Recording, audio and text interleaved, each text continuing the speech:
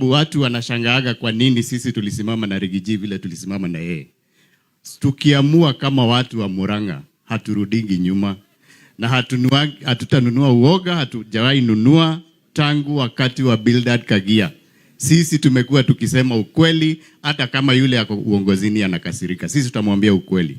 Na ndio wiki iliyopita sisi katika bunge tuliletewa ule mswada wa kuuza Safaricom. Na tukasimama na tukaambiwa Wakenya tudandaganywa. Sisi tunauziwa ile dume yetu nono kabisa ilipeanwa bei kama ya iliashururagio farasi. Ni kweli?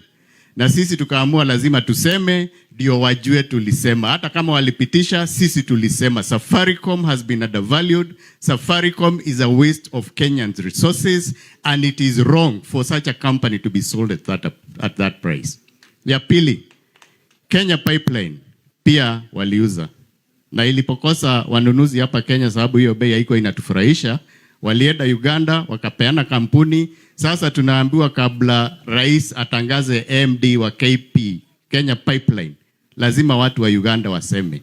Kwa hivyo turoire kindu gitu, turaneana bururi ungi twathagirwo ganda. Nikio twathurite Kasongo Ithue. Sisi tulimchagua angalie mambo yetu, amekataa kuangalia mambo yetu, na 2027 as today is Sunday and we are in Ithanga, tutamtoa kwa uongozi sababu ni kura zetu zilimuingiza hapo. Nakubaliana. Mimi sitasema harambee, tuko kanisani. Mungu awabariki, awatendee mema, na Bishop Dukaguwague na warie na kanitha yothe umereithwo the tugaga one time. Thank you.